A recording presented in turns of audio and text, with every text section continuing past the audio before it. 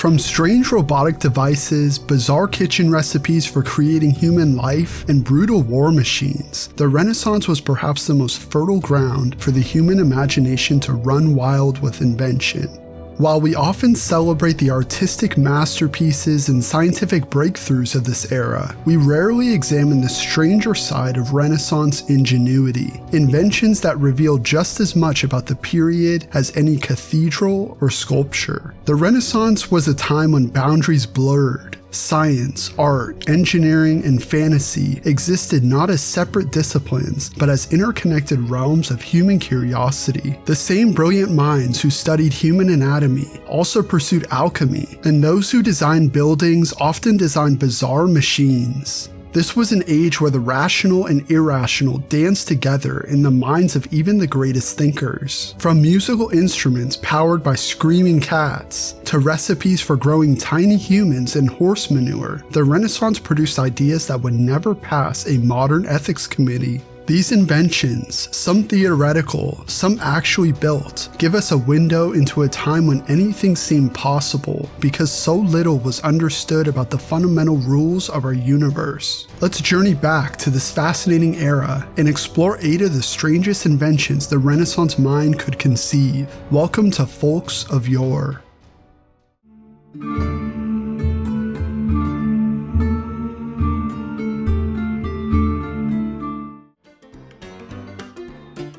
Imagine you're a Renaissance nobleman hosting a lavish party. The entertainment for the evening? A special musical performance featuring the sweet, harmonious sounds of cats being tortured.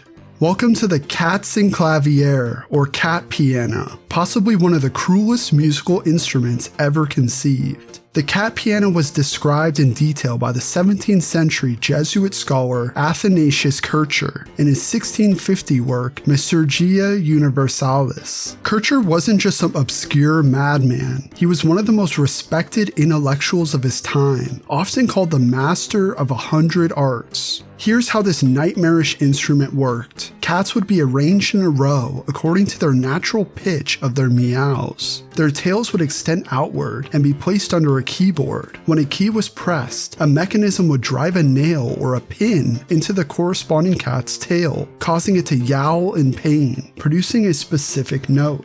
Historians debate whether this sadistic instrument was ever actually built. Most conclude it was likely more of a thought experiment than a real instrument. Kircher himself never claimed to have built or seen one in person. The cat piano appears in his work primarily as a theoretical device, though contemporary accounts mention similar contraptions being demonstrated at court. What's particularly interesting is why the cat piano was even conceived. One theory suggests it wasn't meant primarily as entertainment, but as a treatment for psychiatric patients suffering from depression or melancholy, as it was called then. The bizarre logic was that the shocking and absurd nature of the sounds would so surprise the patients that they would be jolted out of their depressive states. So the next time you think modern medicine has some strange approaches, just remember, at least your therapist isn't prescribing a cat piano session. When we think of Leonardo da Vinci, we typically envision the refined artist behind the Mona Lisa, or the forward-thinking inventor who sketched helicopters centuries before they became reality. But there was a darker side to Leonardo's genius, his designs for instruments of war. Among his most terrifying military inventions was his redesign of the ancient Scythed Chariot. While the concept of attaching blades to chariots wasn't new, the Persians had used them centuries earlier, Leonardo's version was particularly nightmarish. Da Vinci's Scythed Chariot, sketched around 1485 in his notebooks, featured large, rotating blades attached to a horse-drawn cart. The central innovation wasn't just the blades themselves, but their mechanical operation. Unlike ancient versions where fixed blades simply stuck out from the wheels, Leonardo designed a system where the movement of the wheels would power the rotation of multiple sets of blades, creating what was essentially a mobile meat grinder. The chariot will be driven into enemy infantry formations, with the whirling blades designed to cut down soldiers indiscriminately at knee and neck height. It was essentially the Renaissance equivalent of a tank, meant to create chaos and carnage on the battlefield. In his notebooks, Leonardo described how such war machines could break through enemy lines and create openings for infantry to follow, minimizing losses for their own forces. What's fascinating is Leonardo's apparent moral contradiction. In the same notebooks where he sketched these death machines, he also wrote about his vegetarian diet and compassion for animals. In fact, he once wrote, "I have from an early age abjured the use of meat, and the time will come when men such as I will look upon the murder of animals as they now look upon the murder of men." Yet he had no trouble designing machines specifically engineered to dismember human beings. This contradiction reflects the complex patronage system of Renaissance Italy. Leonardo was often seeking employment from military leaders and needed to demonstrate his value as an engineer of war machines. Fortunately for Renaissance soldiers, as with many of Leonardo's designs, there's no evidence that his Scythed Chariot was ever actually built. The combination of mechanical complexity, weight, and the chaos of horses pulling a blade-covered contraption through battle would have made it dangerous to friend and foe alike. Now we're venturing into the realm where Renaissance science blurred completely with the mystical. Meet the homunculus, a miniature, fully formed human being artificially created through alchemy. The concept wasn't new to the Renaissance, but it was Paracelsus, the famous 16th century Swiss physician and alchemist, who provided what he claimed was an actual recipe for creating life from scratch. Paracelsus, whose real name was Philippus Areolus Theophrastus Bombastus von Hohenheim, wow, that was a mouthful, was no fringe figure. He revolutionized medicine by introducing chemical treatments over herbal remedies, and is sometimes called the father of toxicology. But even brilliant minds have their quirks. In his work on the nature of things, published around 1537, Paracelsus provided detailed instructions for creating a homunculus. Let the semen of a man putrefy by itself in a sealed cucurbit, which is a type of flask, with the highest putrefaction of horse manure for 40 days, or until it begins to live, move, and be agitated, which can easily be seen. After this time, it will be in some degree like a human being, but nevertheless transparent and without a body. If now, after this, it be every day nourished and fed cautiously and prudently with the arcanum of human blood, and kept for 40 weeks in the perpetual and equal heat of horse manure, it becomes a true and living infant, having all the members of a child that is born from a woman, but much smaller. Yes, you heard that correctly. According to Paracelsus, you could create a tiny human by fermenting human semen in horse manure for 40 days, then feeding it human blood for 40 weeks. The result would supposedly be a fully formed miniature person. Paracelsus claimed these homunculi possess special powers, including the ability to see hidden treasures and future events. He wrote they should be educated with the greatest care and zeal until they grow up and begin to display intelligence. Was Paracelsus reporting actual experiments or writing an allegory? Most historians believe these writings were symbolic, representing the philosophical transformation of base materials into something refined and pure, a common theme in alchemy. Others suggest he may have observed some type of bacterial or fungal growth in his flasks and interpreted it through the lens of his mystical worldview. Whatever his intentions, the homunculus became a fixation in Renaissance alchemy, appearing in numerous texts and illustrations throughout the period. The concept represents the era's fascinating blend of emerging empirical science with magical thinking and a desire to understand and ultimately control the fundamental mysteries of life itself.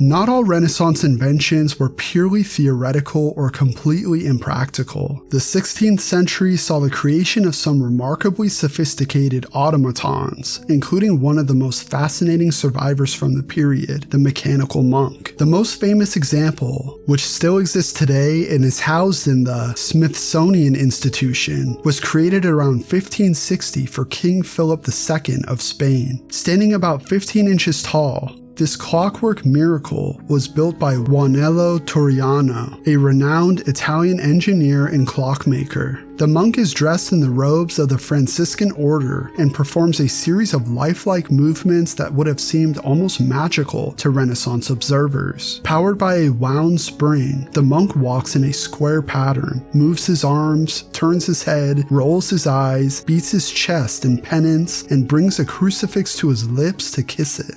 Most impressively, his lips move as though in prayer, and he occasionally nods his head. The craftsmanship is extraordinary for the time. Inside the wooden figure is a complex iron mechanism, essentially an early robot with cams, levers, and gears that precisely coordinate these movements. Remember, this was created in an era before standardized parts or precision manufacturing tools. The story behind this particular mechanical monk adds another layer of interest. According to accounts from the time, King Philip II commissioned it after his son, Don Carlos, suffered a severe head injury from falling down a flight of stairs. The king prayed to the blessed Diego de Alcalá to save his son, vowing to deliver a miracle in return if his prayers were answered. When the prince recovered, this automation was created to fulfill that promise. While this story adds a touching dimension, it also reveals something important about Renaissance technology. Advanced mechanical devices weren't just curiosities or toys, they were often created with spiritual significance. The mechanical monk represented the melding of cutting-edge engineering with religious devotion. Other similar religious automatons were created during this period, though few have survived. They were displayed in churches and royal courts across Europe, inspiring both reverence and wonder. For people of the time, these moving figures existed in a fascinating space between the divine and the mechanical, between miracle and human ingenuity. The mechanical monk represents one of the most successful Renaissance inventions on our list. It actually worked as intended, survived for centuries, and demonstrates the period's remarkable craftsmanship. It's also a reminder that the line between technology and magic was often blurred in the Renaissance mind. Long before we understood germ theory or cellular biology, people believed that life could spontaneously generate from non-living matter. This wasn't just casual folk belief, it was endorsed by some of the most educated scholars of the Renaissance and early modern period. Take for example the recipe for creating mice, proposed by Jean-Baptiste van Helmont, a respected 17th century Flemish chemist and physician. Van Helmont wasn't some obscure figure. He was a pioneering scientist who discovered carbon dioxide and coined the term gas. Yet this same scientific mind published the following recipe for creating mice from scratch. If a dirty shirt is placed in the opening of a vessel containing grains of wheat, the reaction of the leaven in the shirt with fumes from the wheat will, approximately after 21 days, transform the wheat into mice. Yes, put a sweaty shirt and some wheat in a container, wait 3 weeks, and voila, mice. Van Helmont claimed not only that this would work, but that he observed it himself, even noting specific details like the mice being fully formed with both males and females present. But wait, there's more. The Renaissance had recipes for creating all sorts of creatures. One of the most enduring was the belief that bees could be spontaneously generated from the carcass of a dead bull or ox. This idea, called bougonia, actually dates back to ancient times and is even mentioned in the Bible, but Renaissance natural philosophers continue to promote and refine the process. The Roman poet Virgil described the process in his poem Georgics, a text that remained influential throughout the Renaissance. First is chosen a place, small and straightened for this very purpose. This they confine with a narrow roof of tiles and closed walls. And towards the 4 winds, add 4 windows with slanting light. Then a ballock is sought, one just arching his horns on a brow of 2 summers' growth. Struggle as he will, both his nostrils are stopped up, and the breath of his mouth. Then he is beaten to death, and his flesh is pounded to a pulp through the unbroken hide. After more detailed instructions, Virgil concludes, Meantime, the moisture, warming in the softened bones, ferments, and creatures of wondrous wise to view, footless at first, soon with buzzing wings as well, swarm together, and more essay the light air until, like a shower pouring from summer clouds, they burst forth, or like arrows from the strings rebound, when the light-armed Parthians enter on the opening battle. These beliefs weren't just academic curiosities. They shaped how people understood the natural world and influenced agriculture and household practices for centuries. They represent a fascinating period in the development of scientific thought, a time when careful observation was beginning to emerge as a value, but was still filtered through a worldview that lacked understanding of microorganisms, cells, or DNA. The spontaneous generation theory wasn't fully debunked until Louis Pasteur's experiments in the 1860s. So for the entirety of the Renaissance and well beyond, even the most educated people genuinely believed that you could create life from non-living materials following the right recipe. Renaissance medicine was a strange blend of emerging scientific understanding and medieval practices that often seem horrifying to modern sensibilities. Perhaps no medical device better represents this than the Scarificator, a spring-loaded box of terror used for controlled bloodletting. Bloodletting itself had been practiced since ancient times and, as discussed in my last video about the life of a Renaissance barber, was based on the theory of the four humors: blood, phlegm, black bile, and yellow bile, which needed to be kept in balance for good health. If you were ill, the thinking went, you probably had too much of one humor, and the logical solution was to drain some out. By the Renaissance, bloodletting had evolved from simply cutting open veins to more sophisticated approaches. Enter the Scarificator, a technological improvement that made bloodletting more efficient and standardized. Here's how it worked. The Scarificator was typically a small brass box containing multiple, usually 8 to 16 spring-loaded blades. The physician would cock the mechanism, place the box against the patient's skin, and press a trigger. Instantly, all the blades would snap forward and then retract, creating multiple uniform incisions simultaneously. Think of it as a miniature bear trap designed specifically for human flesh. After creating these precise wounds, the physician would often apply a heated glass cup over the area. As the air in the cup cooled, it created a vacuum that drew blood out of the incisions. This practice, called cupping, was thought to help draw out bad blood and harmful humors. One of the most detailed accounts of these devices comes from the 16th century French royal surgeon Ambroise Paré, who, despite being surprisingly progressive in many areas of medicine, still endorsed bloodletting. In his collected works, he described various bloodletting instruments and their proper use in treating everything from fever to epilepsy. Scarificators became increasingly sophisticated through the Renaissance and reached their technological peak in the 18th century. Some featured dials to adjust the depths of the cuts depending on how much blood the physician or barber surgeon wanted to draw or the thickness of the patient's skin. Others had interchangeable blade cartridges, the Renaissance version of disposable razors. Scarificators represent cutting-edge medical technology for their time. They were precision instruments, often beautifully crafted from brass, silver, or ivory, and owned with pride by physicians and barber surgeons. They weren't seen as instruments of torture, but as the most humane and scientific way to perform a necessary medical procedure. Of course, from our modern perspective, we know that bloodletting was not only ineffective for most conditions, but actively harmful. Patients already weakened by illness were further weakened by blood loss, likely killing countless people throughout history.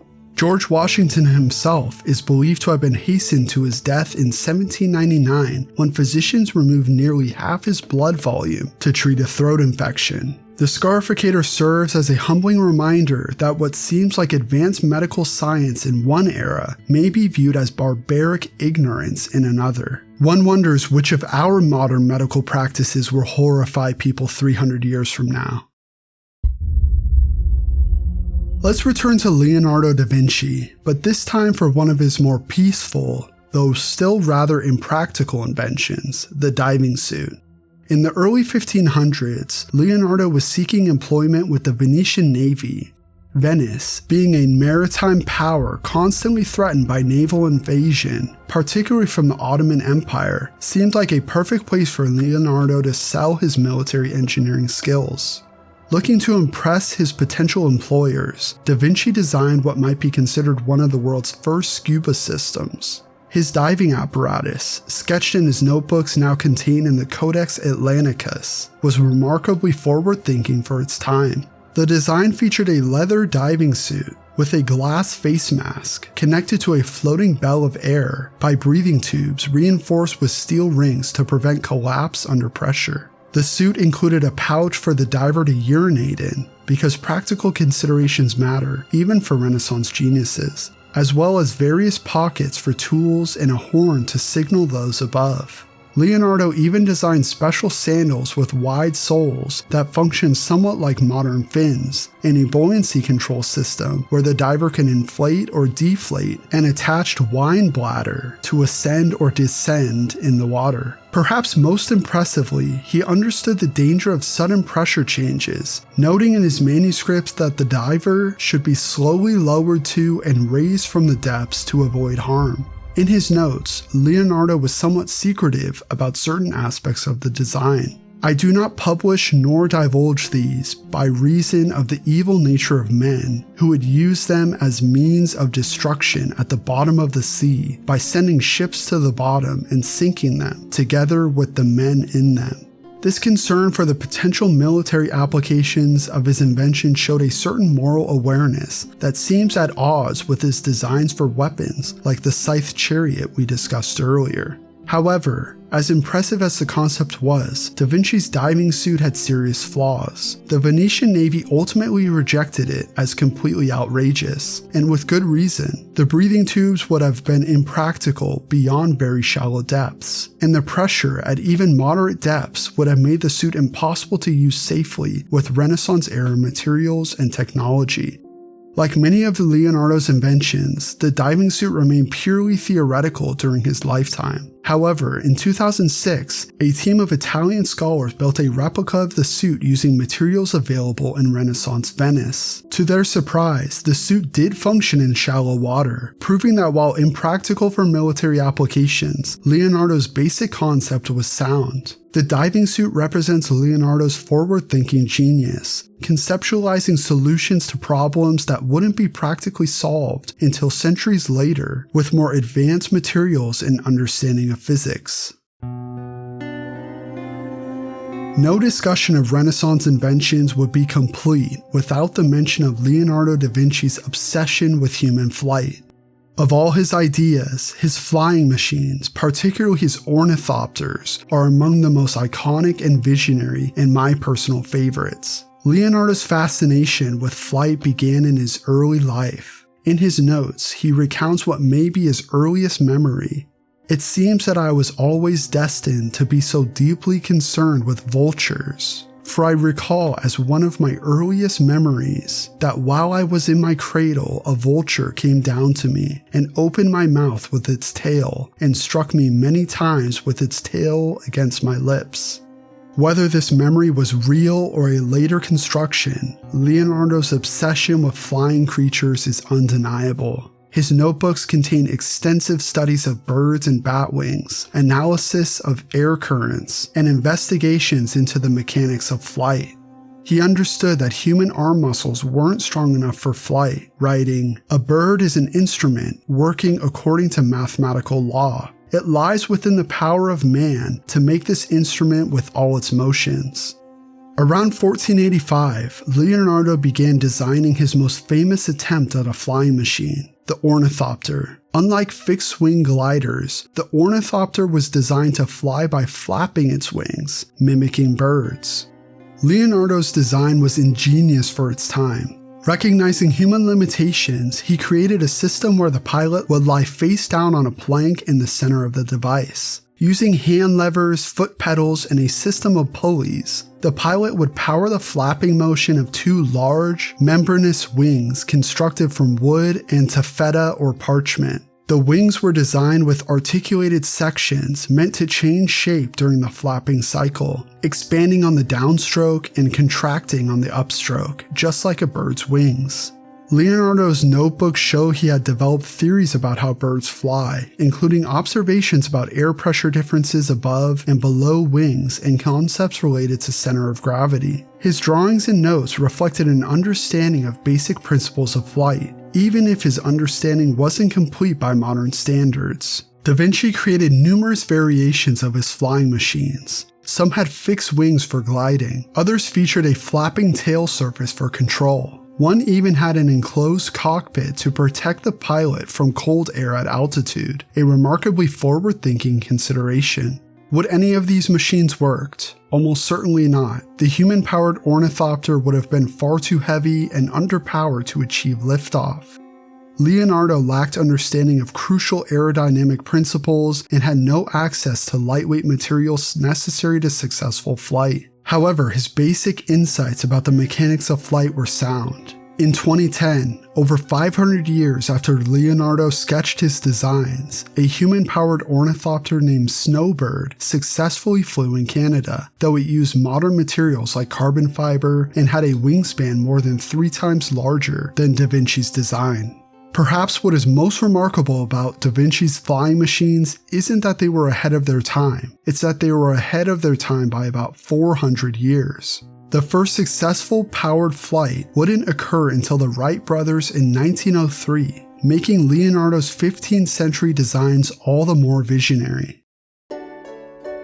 The Renaissance was clearly more than beautiful art and classical learning. It was an era of wild experimentation where science, art, engineering, and mysticism blurred together in fascinating ways. From the horrifying cat piano to Da Vinci's visionary flying machines, Renaissance inventors imagined possibilities spanning from practical to fantastical. Unconstrained by our modern understandings of physics or biology, they operated in a world of seemingly limitless potential. What unites these inventions is the Renaissance spirit of curiosity and creativity.